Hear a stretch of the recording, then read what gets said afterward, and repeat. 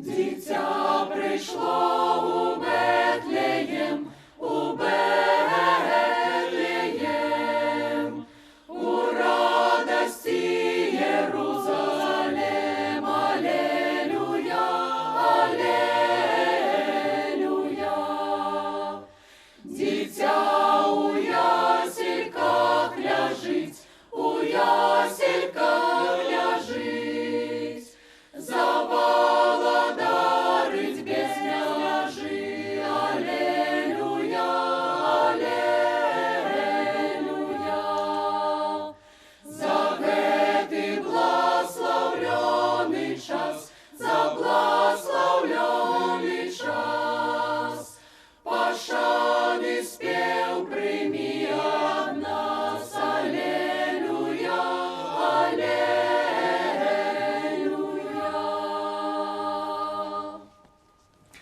Добрый вечер, паважаныя тэлегледачы. Вось так нечакана і пачаліся зімовыя святы. Мы, Сяржук Марку, я Іван Пуйчэнка, вітаем вас у тэлекавярні «Вячэрні Віцебск». Сяржук, па-першае, запытаюсь у цябе, ці будзеш ты як-небудзь святкаваць сённяшні вечар? Па-першае, добрый вечар, Іван. Добрый вечар, шановныя тэлегледачы. Рады зноў, канешне, сустрэцца з вами. І адказваю на твоё пытанне. Сёння незвычайны вечар. Сёння святы вечар, святы вечар Божага нараджэння. І, канешне, я буду яго святкаваць. Гэта добрая нагода, па-першае, зноў пасядзець са сваімі роднымі. Не атрымоўваецца, на жаль, сёння трапіць у касцёл, таму што, дарэчы, наш тэлеканал «Віцебск» зрабіў прамую трансляцыю. У нас будзе магчымасць для каталіцкіх вернікаў сёння паглядзець святую... У прамым эфіры, так. Да, у прамым эфіры святую імшу. Таму, канешне ж, мы зберамся на святочную вечеру, але галоўнае не тое, што на стале прыгатавана, галоўнае, каб гэта было прыгатавана з добрымі думкамі, душой і проста за добрымі размовамі. Ну і заўсёды прыемна, заўсёды хочацца сабрацца, пасядзець. Канешне, канешне. Ну вось зараз я прапаную пачаць з навін, што пісалі навінавыя сайты і што пісалі ў сацыяльных сетках інтэрнэт-карыстальнікі. Ну а потым мы павернемся да нашай асноўнай тэмы. Некаторыя жыхары, магчыма, заўважылі ў горадзе святочны трамвай. Як паведамляе сайт віцебскіх весцей, навагодняе падарожжа на незвычайным трамваі прайшло ў рамках рэспубліканскай акцыі «Нашы дзеці». Трамвай гэты рухаўся па горадзе, збіраючы на прыпынках дзяцей і школьнікаў. Гэта, напэўна, быў адзіны трамвай у нашым горадзе, у якім школьнікам не патрэбна была даведка, каб не плаціць за праезд. Ну, ось такая... А ты бачыў гэты трамвай? Я вось нешта... Так, мне нават прапанавалі, кажуць, хлопчык, заходзь, мы цябе падвезем. Учора ўсе адчулі, з якой сілай дзьмуў вецер, вось ён і сапсаваў надзьмуў сваё. Надзьмуў, так. Сапсаваў навагоднія святы ў Полацку. У галоўнай гарадской ёлкі зламаўся ствол. Фатаграфіі ў соцсетках моментальна набралі папулярнасць, а цырымонію адкрыцця галоўнай ёлкі адклалі так, на невядомы нейкі тэрмін. Ну, будзем спадзявацца, што палачане не застануцца. Не застануцца, і каб святочнага дрэва. І каб палачане не журыліся, я скажу больш, што ёлка ўпала яшчэ і ў Драгічыне. Гэта брэскава. Калі гэта супакоіць. А ў Віцебску учора прайшла падрыхтоўчая навагодняя цырымонія нават. Многія віцябляне, якія апынуліся ў аўтамабільнай пробкі, заўважылі, што прайшоў парад Дзедаў Марозаў. Святочнае шэсце працягнулася па вуліцы Леніна і завяршылася на плошчы Перамогі акцыяй «Запалім ёлку разам». Па дадзеных арганізатараў сабралося больш за 500 пар Дзядоў Марозаў і снягурак і яшчэ не менш 900 іншых казачных персанажаў. Ваня, скажы, я ведаю, што ты там быў, табе спадабалася вось гэтае шэсце? Я быў адзіным з гэтых Дзедах Марозаў. Нават так, я толькі сёння даведаўся. Не, я назіраў гэта ўсё, нават я пабыў у гэтай аўтамабільнай пробкі, не вельмі вялікі час. Вось, ну, што я магу сказаць? Маштабна, цікава, ну і ўсё. Яшчэ адна цікавая навіна. У навагоднюю ноч усе жадаючыя змогуць бясплатна павіншаваць сваіх блізкіх з дапамогай бягучага радка на экране на плошчы Перамогі. Ёсць толькі адно абмежаванне, не больш за 100 знакаў, нават як у Твітары. Вось такія навіны, што пісалі, што каментавалі. Пачакай, а калі можна гэта паглядзець? Бо ты аддаў гэтую аб'яву і трэба стаяць чакаць. Першага дня наступнага месяца. Першага студзеня. Першага студзеня, дзякуй. Вось. А вось такія навіны, вось што пісалі навінавыя парталы, што каментавалі інтэрнэт-карыстальнікі сёння. Ну а зараз мы прапануем паглядзець вам нашу афішу, яна вельмі насычаная. Вы даведаецеся ўсё, што будзе адбывацца ў гэтыя святочныя дні.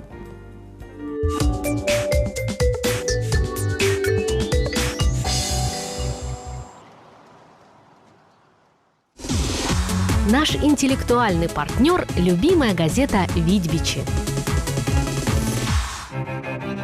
Белорусский театр «Лялька» приглашает на новогоднюю сказку для детей от 3 лет «Таемницы новогоднего лесу». Маленьким зрителям предстоит отправиться в путешествие к Деду Морозу вместе со Снеговиком, а по пути их ожидают захватывающие приключения, неожиданные встречи, незабываемые пейзажи, а также танцевально-развлекательная программа «Где сгубился Дед Мороз». Начало в 11:00 и 14:00. Витебская областная филармония представляет волшебную музыкальную сказку «Новый год в Зазеркалье». Главной героиней зазеркального Нового года будет, конечно же, Алиса, и на сей раз ей придется решать сложную задачу – как попасть на новогодний бал, преодолев множество препятствий в мире Зазеркалья, где цветы разговаривают, шахматы танцуют, и все перевернуто с ног на голову. Начало в 10:00.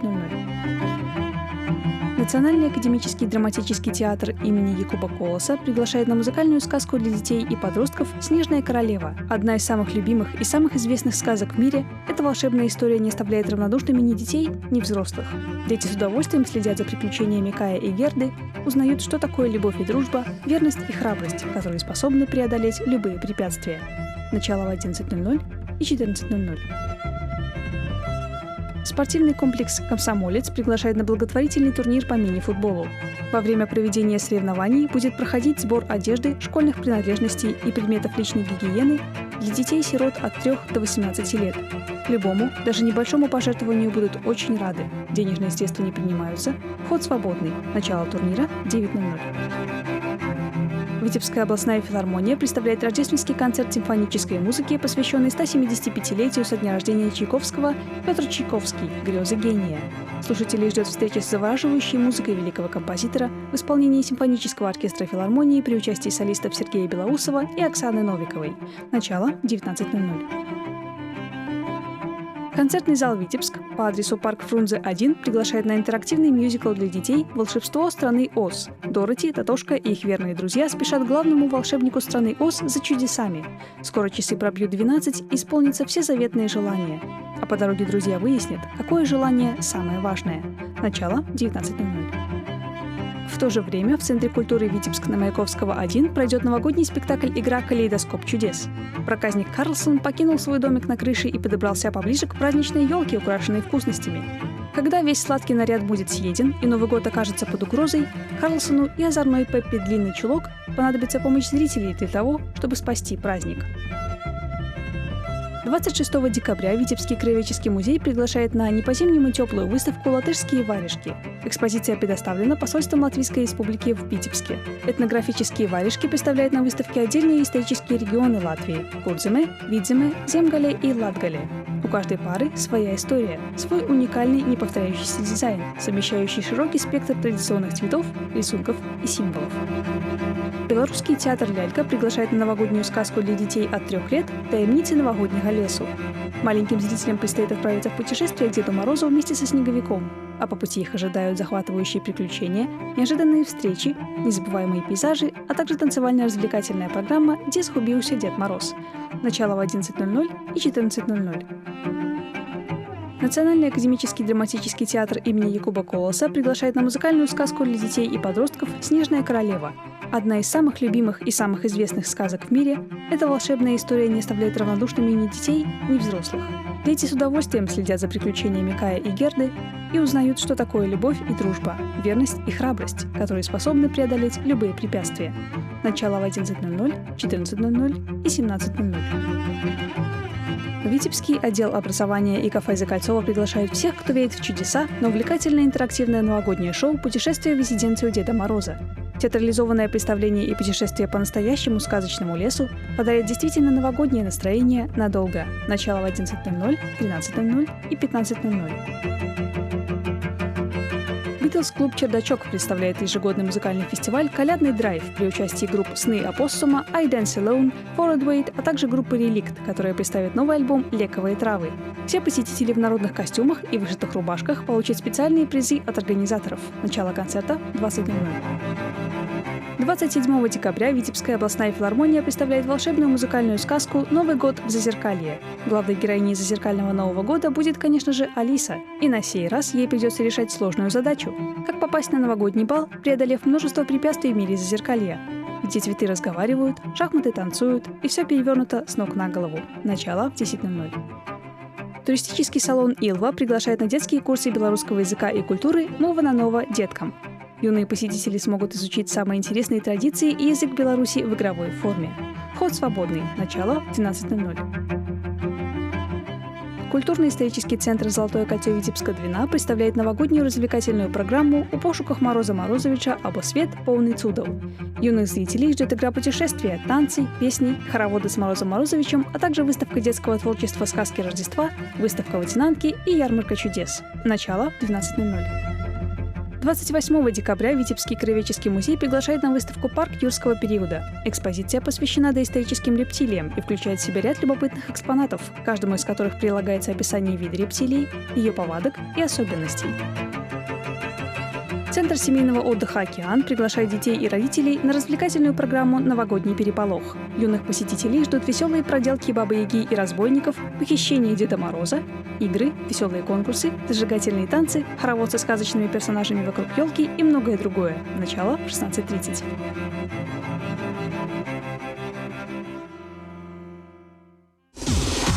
Наш интеллектуальный партнер – любимая газета «Видбичи».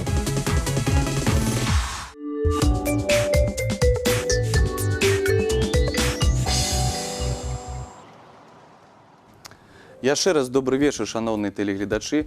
Я рады вам паведаміць, хто ў нас сёння ў гасцях. Гэта госць вельмі доўгачаканы. Гэта наш біскуп віцебскі Олег Буткевич. Добрый вечар.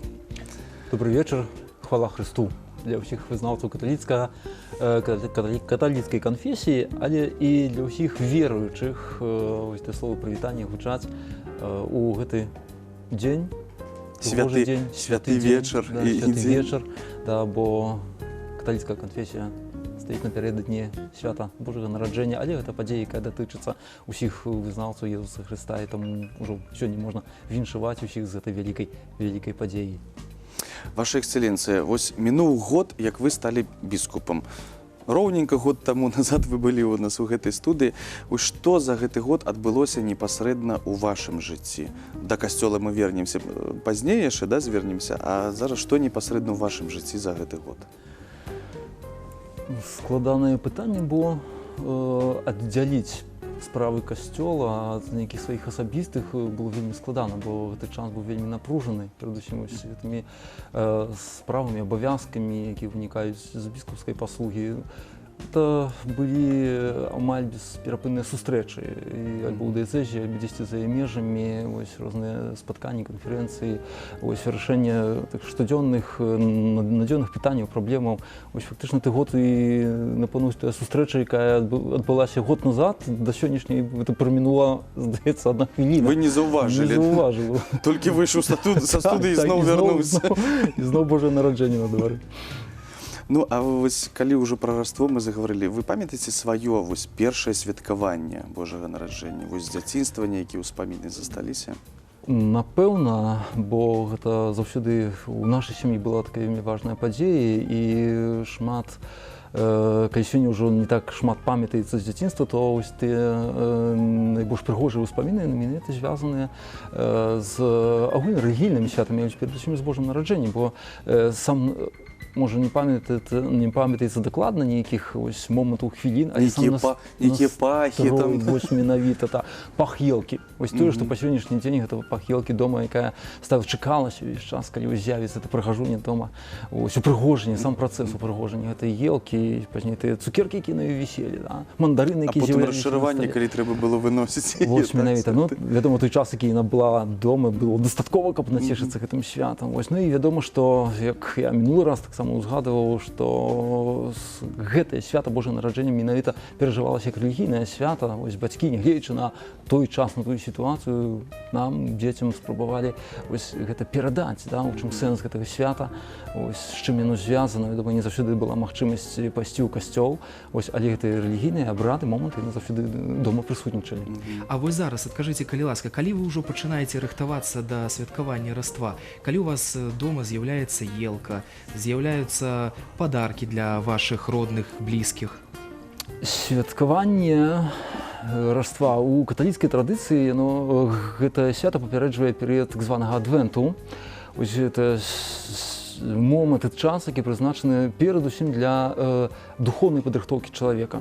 Бо паколькі мы кажам пра рэчы духоўныя, пра рэчы, якія вынікаюць з нашай веры ў Бога, это ўсё павінна ўплываць на духоўны стан чалавека, на яго жыццё, на яго адносіны з іншымі людзьмі. Вось таму патрэбен гэты час 4 тыдняў, вось, каб пэўныя рэчы ў жыцці чалавека змяніць.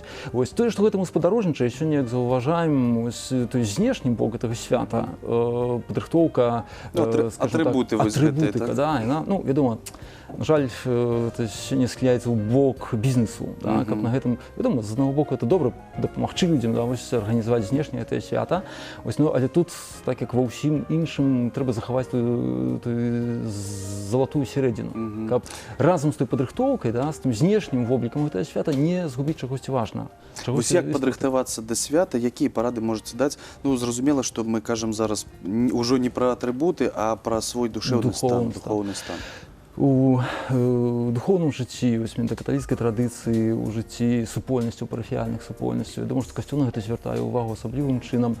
Вось, і таму тое, што адбываецца на богаслужэннях падчас святых імшаў, это асаблівая навука, якая скіраваная на тое, каб падрыхтаваць людзей да перажывання, уласцівага перажывання гэтага свята, так званыя духоўныя практыкаванні, якія адбываюцца ў кожнай парафіяльнай супольнасці. Это асаблівы час, калі запрашаецца пераважна святара, дзесьці яшчэ з іншай парафіі, які вось праз мэтанакіраваную навуку, духоўную навуку дазваляе глыбей зразумець пэўныя рэчы, паглыбіць сваю веру. Вось, і такім важным элементам нашай традыцыі з'яўляецца ачышчэнне, споведь, паяднанне з Богом, вось менавіта у таінстве пакаяння, пакуты, вось, тое, што дапаможа пазней сапраўды перажыць, прыняць, што азначае Божае нараджэнне. Это прыняць увогуле сваё жыццё. Христос, які нарадзіўся ў гэтым свеце, стаўся Богам з намі. Вось, каб мы гэтую прапанову Божую не адкінулі, а мы яе зрэалізавалі, прыняўшы яго ў сваё жыццё. Як вось свята гэта ж такі момант, яно, такі, хуткі, так? Але як вось захаваць гэты стан, як вось гэта адчуванне цуда, узнёслага настрою, калі ты, здаецца, чысты, да, пра ачышчэнне, калі мы казалі, унутранае. Як захаваць гэты стан? Важны момант. І вось менавіта захаванню гэтага стану, як мага больш доўгаму, спрыяе і час падрыхтоўкі. Ось, у залежнасці ад таго, наколькі мы свядома, глыбока падрыхтуемся, да, перажывем гэты час не проста, скажем так, дзесьці прабегўшы па сваіх розных справах, нават падрыхтаваўшыся знешне да гэтага свята. Ось, але калі мы больш глыбока падыдзем да духоўнага боку гэтага свята, гэта дапаможа нам, вось, перажыўшы гэты кароткі час самога свята, да, пазней даўжэй захаваць гэты узнёслы настрой, фактычна гэты стан ласкі, як мы яго называем, які атрымліваем праз паяднанне з Богом. Таму што, да, як свята, рыхтуешся, прайшло, все, а потым зноў пайшлі гэтыя будні, да, шары, забываецца ўсё, таму трэба ўсё ж такі. І гэтае свята, менавіта і паклікана, так і зрэшты кожная у касцёле, кожная рэлігійная падзея, яна паклікана для таго, каб мець уплыў на жыццё. Каб тое, што мы чым займаемся ў штодзённым жыцці, каб усё гэта было кіраванае нашым унутраным станам.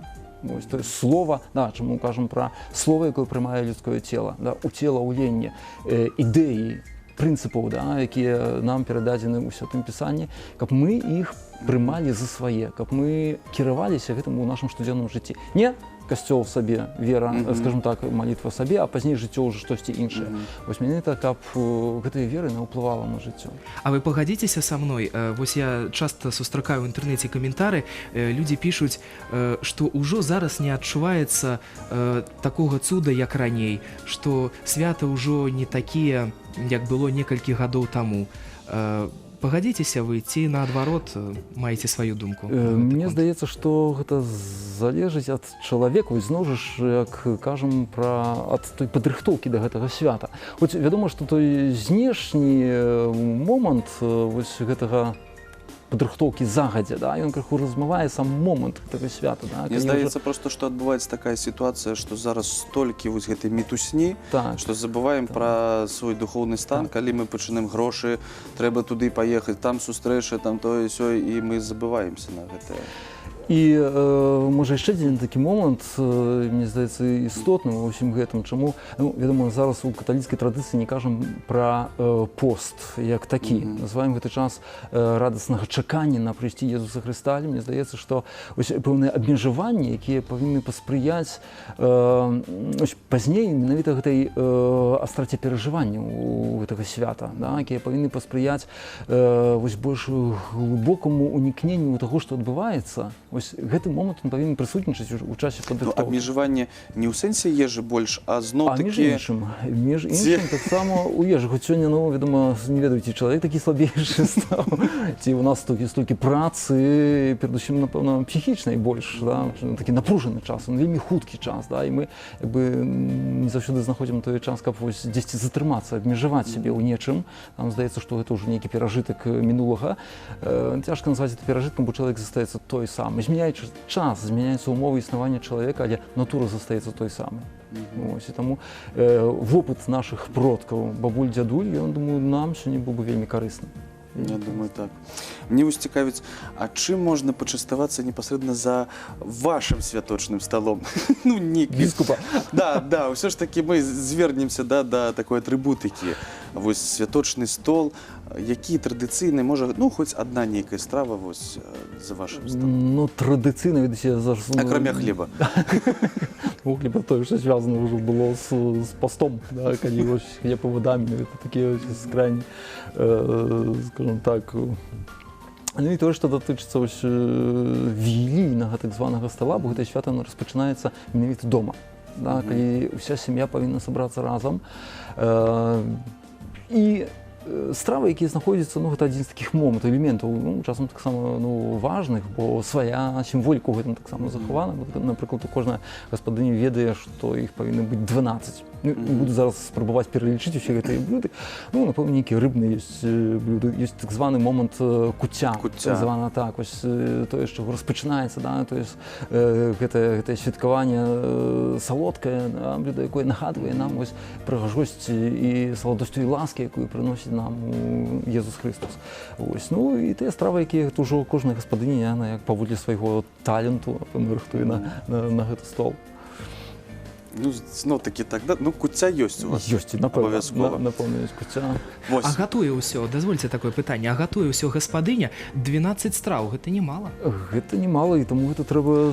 Але калі ты зробіш маленькі бутербродик, гэта ўжо страва, разумееш? І хлеб гэта таксама страва. Гэта таксама, так, і часам так набіраюць такімі дробнымі рэчамі, каб невялічкімі захаваць. Парачку яечак зварыў, ўсё. Свой унёсак зрабіў. Конечно. Но гаспадыні тут будуць больш, напэўна, калі гэта з году ў год паўтараецца, то гэты вопыт, ён дапамагае пазней падрыхтаваць, адпаведна падрыхтаваць гэты вігілійны стол.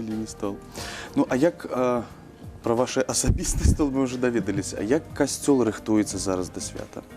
Ўжо не сёння ўжо непасрэдна святы вечар, а што папярэднічала вось падрыхтоўцы да сённяшняга свята? Так, ужо пра гэта з вамі узгадалі, ва ўсім касцеле перажывалі час адвенту, час чакання, і які быў напоўнены, перадусім асаблівым, гэта быў асаблівы час малітвы, бо тое, што нам дапамагае затрымацца дапамагае змяніць сваё жыццё, змяніць свой падыход дзесьці да нашых бліжніх, змяніць свае адносіны з Богам. Это вельмі важны момант, каб не казаць это толькі тэарэтычна, да, дзесьці сабе ўсведамляць, ну так, я чалавек веруючы, але зрабіць нейкі практычны крок. Касцёл да гэта заахвочвае.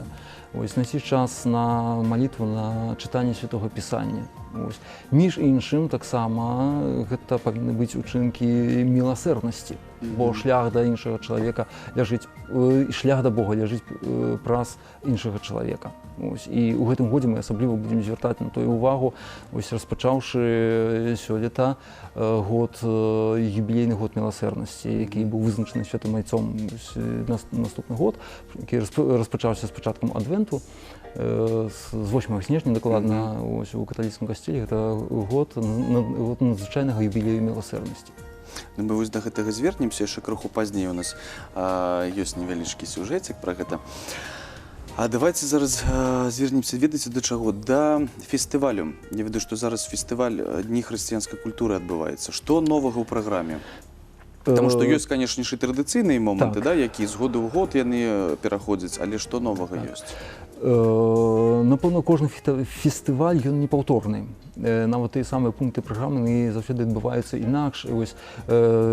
Тое, дзе мне давялося пабываць на некаторых, скажем так, пунктах гэтай праграмы, тое, напрыклад, выстава дзіцячай творчасці, якая адбылася ў касцеле Езуса Міласэрнага. За кожным разам гэта проста унікальныя творы дзяцей. Проста дзівіцца, наколькі у нас сапраўды таленавітыя людзі, таленавітыя дзеці. Са звычайнага матэрыялу зрабіць сапраўды геніяльныя рэчы. Адбылася, між іншым, таксама канферэнцыя, з навуковай канферэнцыі «Роля Божага нараджэння ў міравой культуры». І таксама гэтыя даклады для мяне асабіста нават зрабілі некаторыя адкрыцці. Гэта ўжо такі навуковы падыход. Навуковы падыход, так, сапраўды.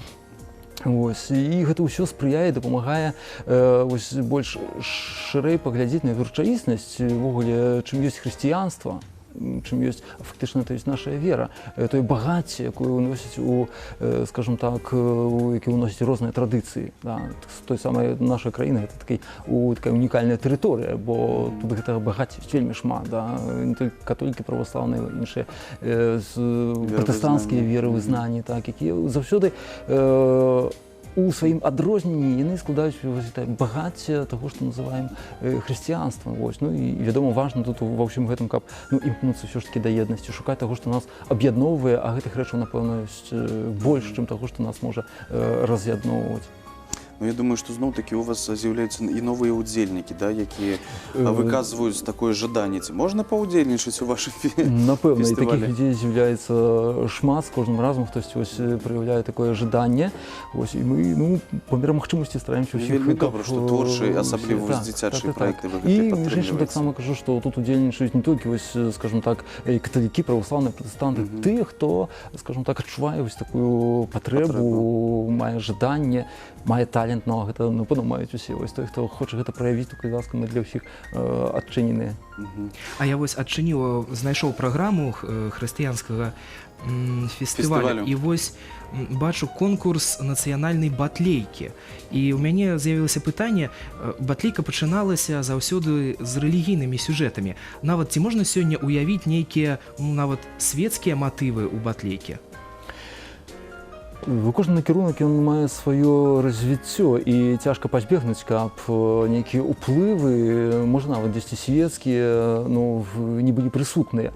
Але тут важна, каб усё ж такі эту сутнасць самой батлейкі захаваць, бо ўсё ж такі галоўны матыў – гэта нараджэнне Езуса Хрыста. Вакол гэтага будуецца не толькі ідэя самой батлейкі, не толькі, скажем так, ідэя тых святаў, якія перажываем, якія сёння, як бачым, яны крыху дзесьці за гэтай усёй знешняй, скажем так, абстаноўкай пачынае, на жаль, часам дзесьці губляцца, рассейвацца. І важна, каб мы сёння, разважаючы на гэтую тэму, перажываючы такія сустрэчы, спатканні, ўсё ж такі імкнуліся вярнуць сутнасць, прыгадаць сабе, усведамляць сутнасць гэтага свята. І не забывацца на тое, адкуль увогуле назва пайшла гэтага тэатра, батлейка, Бэтлеем. Бэтлеем, так, і што там адбылося ў гэтым горадзе.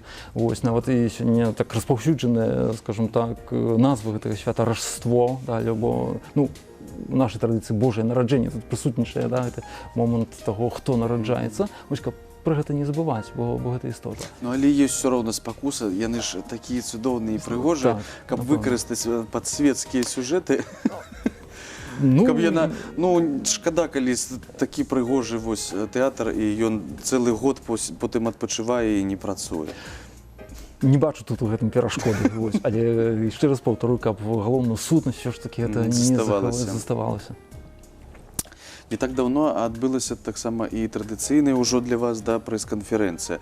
Нарэчы, мы просім нашага рэжысёра пусціць нам невялічкі такія замалёвачкі з гэтай прэс-канферэнцыі. Скажыце, калі ласка, ці дае, вось у нас з прэс-канферэнцыі, ці дае нейкі плён гэтыя вось сустрэчы, можа, нейкія ідэі з'яўляюцца? Гэта ж таксама трэба падрыхтавацца, я так думаю, да прэс-канферэнцыі.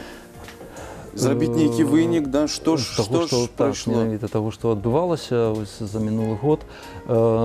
І, напэўна, гэта такая магчымасць, каб вось тую дзейнасць касцёла, яна стала больш, скажем так, вядомай, больш шырокаму колу, да, людзей, каб той касцёл, які сапраўды робіць шмат добрага, карыснага у грамадскім жыцці, калі ідзе мова пра дапамогу людзям сацыяльна, можа, менш забяспечаным, людзям хворым, самотным, да, калі касцёл шмат робіць таксама ў справе выхавання дзяцей, моладзі, вось, то варта, каб пра гэта было вядома. Вось, каб тое, што ў гэтым накірунку робіць дзяржава, каб гэта таксама ў сілах яго паяднаць. Бо тут таксама ёсць шмат пунктаў, дзе сапраўды гэта супрацоўніцтва можа, яно адбываецца вельмі карысна на карысць усяго нашага грамадства. Вось, ну і гэта таксама у пэўным сэнсе рэклама гэтай дзейнасці. Вось, калі можна, скажем так, праз сродкі масавай інфармацыі, дзякуючы, скажем, ім прадставіць жыццё касцёла, да, паказаць, чым, якія рэчы адбываюцца, вось, якія планы, скажем так, на будучыню, або тое, што адбылося за мінулы год. Таму гэта вельмі, лічу, што гэта вельмі карысная рэч. Ну, вось вы казалі, што цэлы год амаль кожны дзень у вас былі сустрэчы. Ну, не скажу, што кожны дзень, але гэта вельмі часта гэта адбывалася. Можаце зараз узгадаць, я думаю, што можаце, ўсё роўна была, пэўна, нейкая адна сустрэча, якая вось дагэтуль і вас хвалюе? Самая запамінальная сустрэча за гэты год?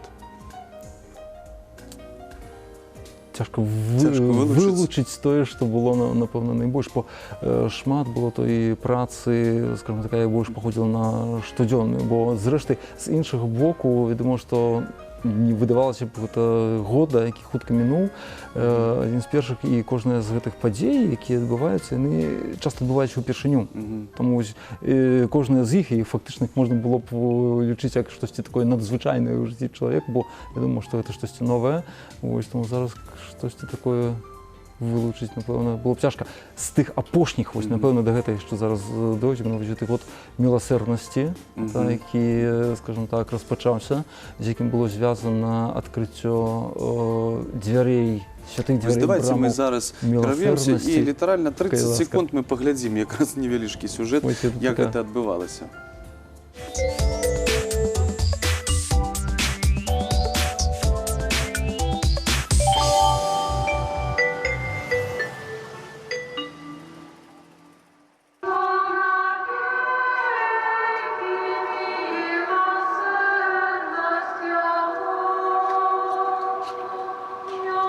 Скликаем до нашего небесного Отца, повторяючи антифону «Бо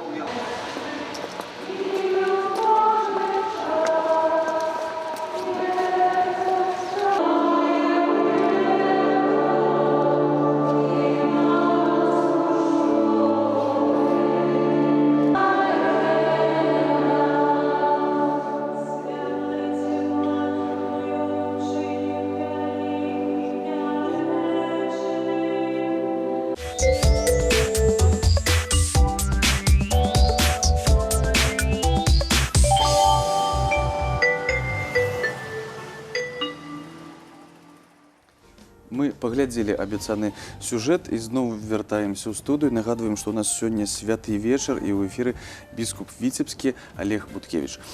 Вось зараз ужо падрабязна давайте звернемся мы да году міласэрнасці. Так, ён абвешчаны быў з 8 снежня пачаўся. Так, у гэты дзень. Распавядзіце, што, чым ён адметны, якія мерапрыемствы і як нам прыйсці да міласэрнасці і пра святыя брамы. Зараз вось будзем пра ўсё гэта. З чаго пачынаем? Як нам прыйсці да міласэрнасці? Добрае пытанне. Ось, і мяркую, што гэтае пытанне, якое паставіў сабе святы Айцец, ось прывяло да таго, каб распачаць і перажыць сапраўды гэты год у каталіцкім касцеле, але думаю, што гэтая падзея, напэўна, будзе мець уплыў на сітуацыю ва ўсім свеце, бо змена, перамена на лепшае нават аднаго чалавека назаўсёды вядзе за сабой і вось шэраг такіх добрых пераменаў тых, хто знаходзіцца вакол. Ось. Ну, з чым гэта ввогуле звязана? Паняцце граху, да, з якім сустракаемся ўвогуле ў хрысціянстве. І ў каталіцкай традыцыі маем такое разуменне, што кожная віна чалавека нясе за сабой пэўную адказнасць у пэўным матэрыяльным сэнсе, у сэнсе той адказнасці, якую чалавек павінен перад Богам пазней панесці. Ось. І з гэтым звязана паняцце так званага адпусту, даравання гэтай кары.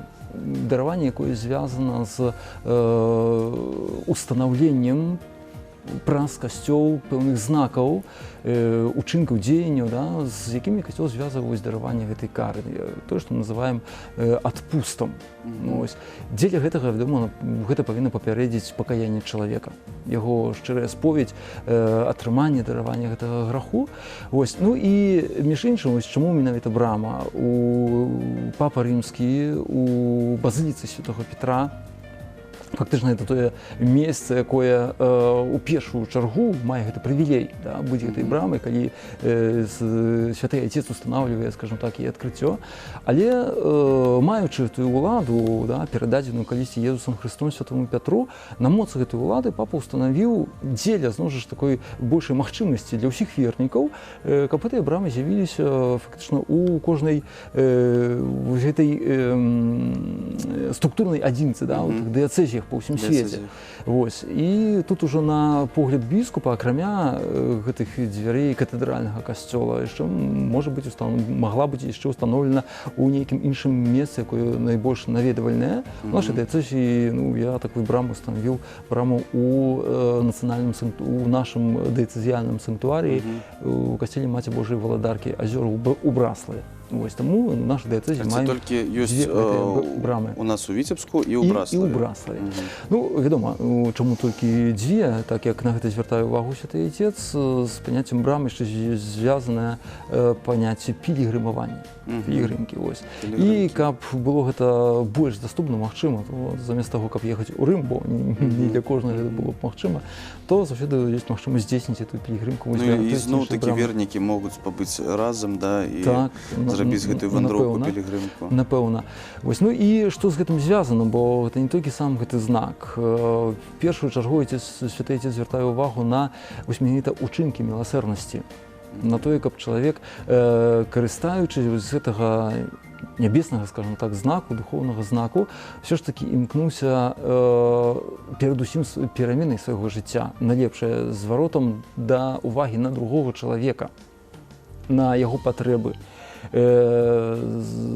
Зварот на тую сітуацыю, якая вельмі часта ўзнікае ў адносінах нейкіх прэтэнзій адзін да аднаго. Это вельмі шмат сёння ёсць, і бачым, што, на жаль, сёння людзі вельмі часта неадэкватна рэагуюць на нейкую крыўду. Мы зноў усё спісваем на жыццё. Жыццё такое. Можа, не спісваем, мы імкнемся выходзіць з гэтага жыцця і ставячы пытанне, як яго змяніць. Вось якраз касцёл спрабуе з даступнымі сабе менавіта гэтымі сродкамі, а для нас вельмі важным тут з'яўляецца сродак гэтай Божай ласкі. Перадусім мы глядзім, напрыклад, самога Езуса Хрыста, які дзеля таго нарадзіўся, дзеля таго прыжыў гэты свет, памёр на крыжы, каб прабачыць чалавеку гэты грэх, вырваць яго з залежнасці, розных залежнасцей, але таксама з залежнасці ад ненавісці. У нас часта гэта можа здарыцца ў чалавека. Вось паказаў гэты прыклад міласэрнасці. І сёння, каб мы, калі называем сябе людзьмі веруючымі, да, калі молімся, прыходзім у касцёл, каб усё ж такі гэта было бачна ў жыцці. Ось. А гэты шлях, ну, заўсёды, паўтаруся, ляжыць праз адносіны да іншага чалавека. І таму важным момантам ёсць навучыцца прабачаць і таксама прасіць прабачэння. Я думаю, што гэта самы добры ўчынак пасля таго, калі прайшоў праз святыя брамы і табе даравалі, выйсці і дараваць камусьці, каму даўно не мог, да, то гэта вось гэта ўчынак, які ідзе да міласэрнасці. Ну і акрамя гэтага, скажам так, чалавек, які знаходзіцца ў патрэбе. Да, вось сучасны свет, які больш прапануе нам быць карыстальнікамі, да, дзесьці нараджаецца часам такая думка падыход да жыцця, што хтосьці мне павінен увесь час. Сёння модна, скажам так, патрабаваць выканання сваіх правоў, да, не заўсёды памятаем пра нашы абавязкі. Вось, і каб мы навучыліся бачыць патрэбы, нейкія цяжкасці іншага чалавека і прыходзіць яму з дапамогай. Ты ўчынак міласэрнасці, які пакліканы змяніць, ну, становішча ў грамадстве, становішча паміж нават тымі найбліжэйшымі людзьмі.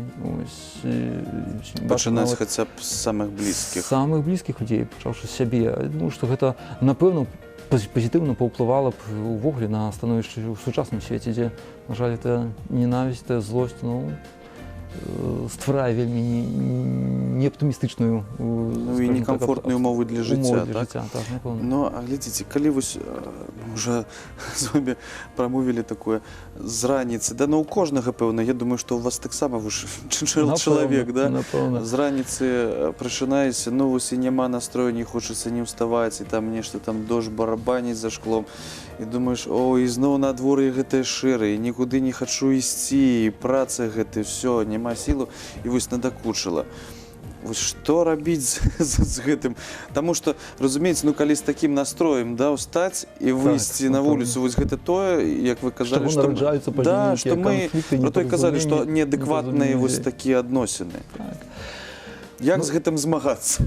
В першую чаргу, ну, мне здаецца, што тут больш магчымасцяў ёсць у веруючага чалавека. Заўсёды кожныя цяжкасці нам лягчэй перажываць, калі мы ведаем, што мы ў іх не застаемся адныя.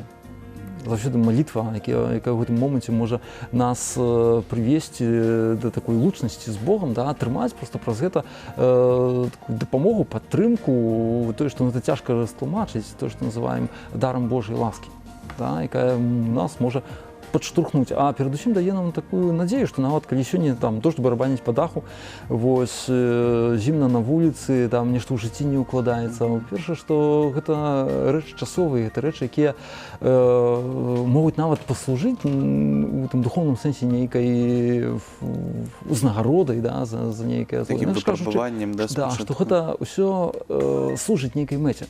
Наш кажучы, вера нас заўсёды дае надзею, дае сэнс не толькі нашага жыцця, але сэнс кожнага нашага ўчынку, нават кожнай сітуацыі, нават недарэчнай сітуацыі. Калі нам не падабаецца, можа ствараць для нас нейкую цяжкасць, нейкі клопат. Вось таму перажыванне і таму, так як гэта павінен і, спадзяюся, здзяйсняе кожны чалавек, першая думка, якую кіруем, гэта да Бога. Ось, тады, што б з намі не адбывалася, то заўсёды мы ведаем, што мы не выпадкова ў гэтым свеце, што займаем сваё месца, і што б з намі не адбывалася ў гэтую хвіліну, это заўсёды мае свой сэнс. Вось мне здаецца, што вось гэтая праблема, як сябе падбадзёрыць, як палепшыць свой настрой, яна больш актуальна, напэўна, для моладзі сёння. Вось як вы з моладдзю працуеце? Вось мы бачылі, што вы праводзілі канферэнцыю ў дзяржаўным універсітэце. Што яшчэ ствараецца? Пры кожным, фактычна пры кожным касцеле, бо там, дзе больш парафіяльныя супольнасці, цяжка казаць пра тыя маленькія сёння дзесьці на вёсках, але ў гарадах, напэўна, існуюць вось тыя супольнасці, групы, у якіх моладзь, збіраючыся, перадусім мае магчымасць менавіта выходзячы з свайго жыцця, маладога чалавека, да, якое ставіць на пэўныя пытанні, да, якія чалавек шукае адказу. І вельмі важна, каб у гэтым моманце чалавек знайшоў уласцівы адказ.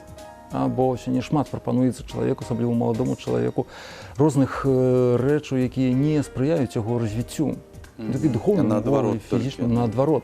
Ось, і тому варта таксама перасцерагчы чалавека ад гэтага, паказаць сапраўды, чым ёсць жыццё ўвогуле, да, што яно, ось так як ужо казаў, што яно заўсёды мае свой сэнс, нягледзячы на тыя цяжкасці, якія могуць сустракаць, а ў маладым узросце сёння, ну, шмат ёсць праблему, не толькі знешніх, але ўнутраных у чалавека, нейкіх цяжкасцяў. Мне здаецца, што ось, у вас у касцёле працуе дыскусійны клуб.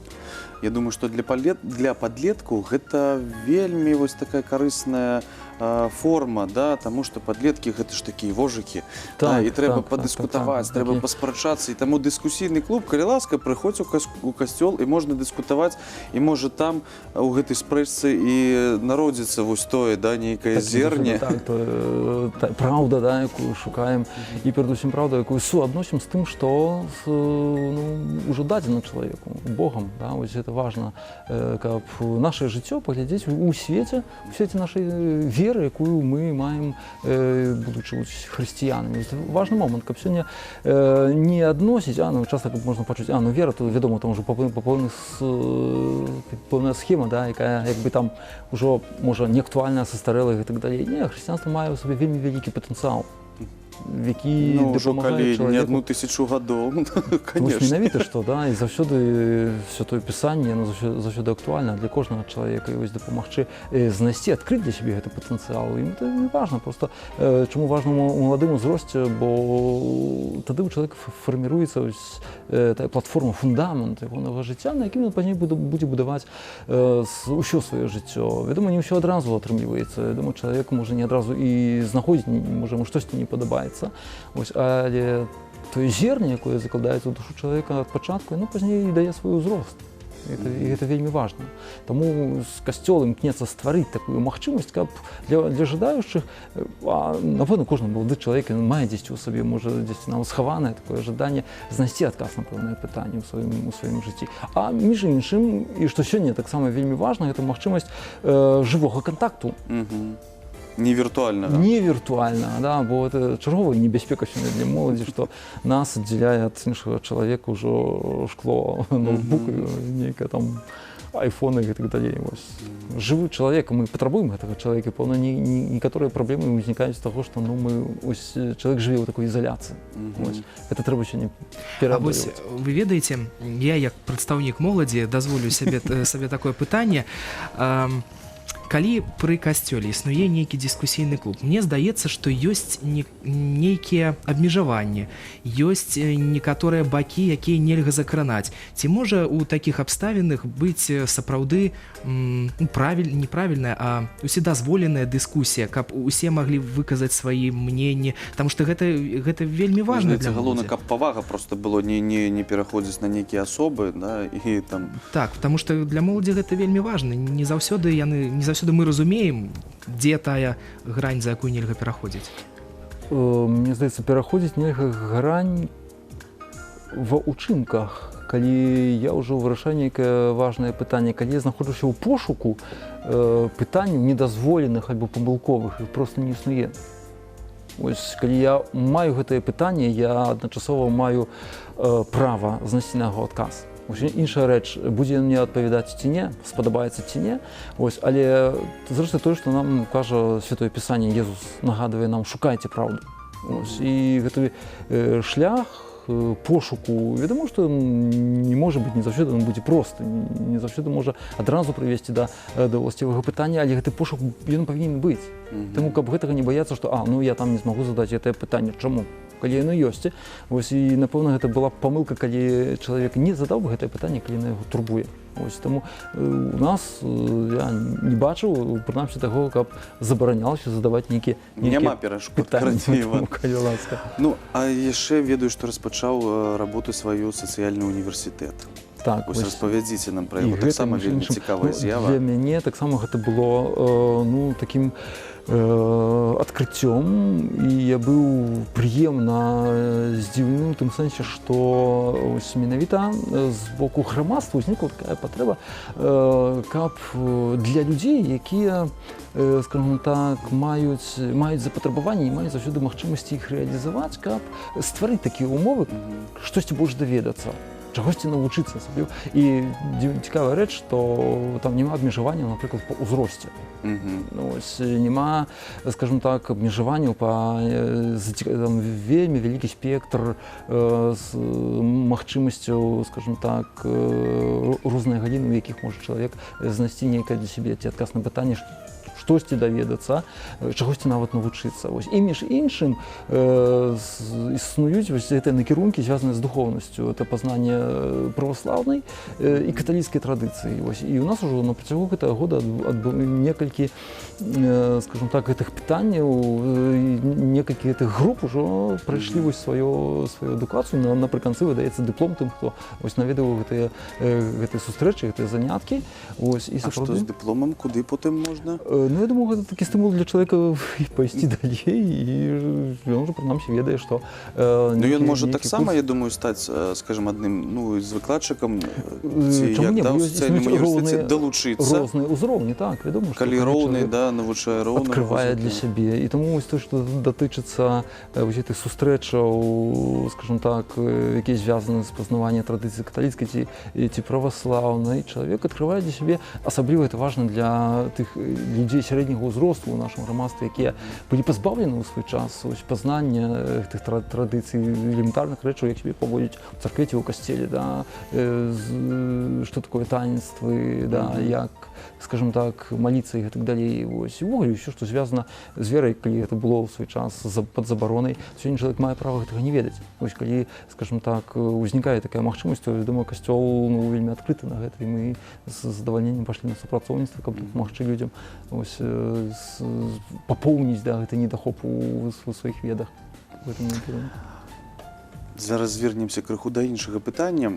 Адна з такіх навінаў, якая абмяркоўваецца ў інтэрнэце зараз, гэта тое, што Міністэрства культуры падтрымала ідэю аднаўлення касцёла Святога Антонія. Вось на якой зараз гэтай стадыі? Толькі, скажем, падтрымкі, ну, скажем, да, можна аднаўляць, ці ўжо нейкія ёсць зрухі наперад? Такім важным крокам, які вось за гэты перыяд ужо удалося зрабіць, гэта, вядома, гэта важная такая рэч, якая звязана не толькі з дзейнасцю з нашай асабістай каталіцкага касцёла, это яшчэ пытанні, якія патрабуюць вырашэння з уладамі не толькі горада, але калі гэта датычыцца яшчэ абласнога цэнтра, тут павінна свой дазвол, сваё рашэнне даць яшчэ і, скажем так, рэспубліканскае кіраўніцтва. І вось на сённяшні дзень, наколькі ведаю, справа адбудовы не толькі пазначэнне таго, што на гэтым месцы стаяў касцёл, а менавіта яе адбудовай. Ўжо зацверджана, што касцёл Святога Антонія унесены, скажем так, на адбудову як гістарычны помнік. Гэта справа, якая павінна быць зацверджана праз прэзідэнта. І тут мы маем ужо, скажем, такі вельмі важны крок у гэтым накірунку, што ёсць ужо канкрэтная перспектыва таго, што гэты касцёл можа быць адбудаваны. Будзем на гэта вельмі спадзявацца. Спадзявацца таксама мы не толькі молімся, але спрабуем рабіць гэтыя крокі, бо, вядома, патрэбна зрабіць яшчэ праект. Дзеля гэтага, патрэба крыху на той час. А папраўце мяне, калі ласка, калі я памыляюся, але зараз месца, дзе раней быў касцёл, занята іншым будынкам. Где будзе пабудаваны новы касцёл? Не іншым будынкам, касцёл быў побач. Якраз на тым месцы зараз нічога няма. Гэта з тэрыторыі, на якой знаходзіцца пешаходны тротуар. Побач, магчыма, нейкую частку займае гэты комплекс фонтану, але з гэтым кажуць, што не будзе вялікай праблемы, каб яго перанесці на іншае месца, калі сапраўды дойдзе да адбудовы будынку. Лічу, што не толькі для каталіцкага касцёла, і можа ў першую чаргу для горада, які, скажем так, ужо нават, як бачым, змяніў свой выгляд, калі адбудаваліся Воскресенская царква, Успенскі сабор, як змяніўся выгляд гэтага горада. І для паўнаты, скажем так, гэта ансамблю цэнтра горада, рынкавай гэтай плошчы, тому што касцёл Святога Антонія тут вельмі пажаданы, мае, думаю, права, каб там з'явіцца. Такая прыгажосць, абавязкова. Калі прыйдзеце ў касцёл Святога Духа, вось такое пытанне ад вернікаў і ад маёй бабулі таксама, калі ўжо вы там з'явіцеся? Паспрабуй зрабіць гэта ў найбліжэйшы час, калі нават можа не сёння, нават на пастэрку. Гэтага не абяцаю, але вось калі будзе такая магчымасць. Вось. Зрэшты, у парафіі Святога Духа я ўжо за гэты год нават быў не аднойчы і па меры магчымасці імкнуся наведваць гэтыя касцёлы, асабліва тыя, што ёсць у Віцебску, бо бліжэй. А ці ёсць вольны час увогуле зараз? Як яго бавіце? Ну, калі ён ёсць хоць крыху. Складанае пытанне, і такой мары заўсёды, калі ёсць, вядома, на гэта магчымасць выехаць з горада. Чалавек, які нарадзіўся ў такім прыгожым месцы, якое з'яўляецца Браслаўшчына, вялікае прагненне, каб дзесьці на вольнае паветра, лес над возера. Вось, таму стараюся выкарыстаць гэтую магчымасць, каб сутыкнуцца, пабыць на прыродзе. Ну, я думаю, наши телегледачы зараз самае галоўнае, што чакаюць, гэта вашага віншавання з Божым нараджэннем. Таму, калі ласка, павіншуйце нашых телегледачоў. Шановныя вернікі, не толькі людзі добрай волі, усе жыхары нашай сінявокай Віцебшчыны. Час Божага нараджэння – гэта заўсёды час, які нясе з сабой надзею, нясе з сабой супакой, радасць, чаканні, якія, напэўна, могуць быць здзейсненыя, калі мы верым у цуд. І хачу вам пажадаць у першую чаргу, каб мы не страцілі ось гэтага вялікага дару веры. Веру ў тое, што магчыма ў нашым жыцці ўсё, калі мы толькі шукаем гэта дзеля сапраўды карысці іншага чалавека, дзеля Божай хвалы. І таму хачу пажадаць, каб у гэты час Божага нараджэння, незалежна ці яго святкуем зараз, ці праз пару тыдняў пазней, каб Езус, які прыходзіць у нашае жыццё, ён сапраўды увайшоў гэтае жыццё з той вялікай ласкай, якая магла б змяніць вашае жыццё. Гэтай вялікай радасці, супакою, паяднання, міласэрнасці, аб якой сёння з вамі казалі, гэтага вам ад усяго сэрца жадаю. Любоў, згода і паяднанне няхай паселіцца ў кожным вашым доме, у кожным вашым сэрцы разам з прыходзячым у наш свет збаўцам Езусам Христом. Усяго самага найлепшага, са святам і з надыходзячым Новым годам. Дзякуй вялікі. І традыцыйныя вось абладкі, што вы прынеслі, да, таксама, думаю, гэта вельмі прыгожы і прыемны. Бо гэта такі знак, так, гэта трэба адламіцца, наколькі памятаю, да, і падзяліцца з вамі. Ламіце. Так, бо гэта ламаем узаемна. Знак працягнутага хлеба, не зброі, не кулака з ненавісцю, але хлеба, які ёсць знакам паяднання, прабачэння і прымірэння. Таму і вам асабіста жадаю ўсяго самага найлепшага, здароўя, Божага благаслаўення на надыходзячы год і творчых поспехаў. Дзякуй. Мы вам жадаем таксама моцы духу, здароўя, каб хапала на новыя сустрэчы, на новыя планы, каб аднавіўся і у Віцебску гэтай прыгажосць касцёл Святога Антонія. Я думаю, што ўсё гэта здзейсніцца і сіламі гараджан, і вашымі. Мы ўсе разам і вось узнёсла ўсё атрымалася, я думаю, што сёння. Нашым тэлегледачам, я думаю, як мы заўжды зычым шчасця, здароўя, кахання. І ў гэты святочны вечар для вас спявае хор парафіі Святой Барбары «Гасанна».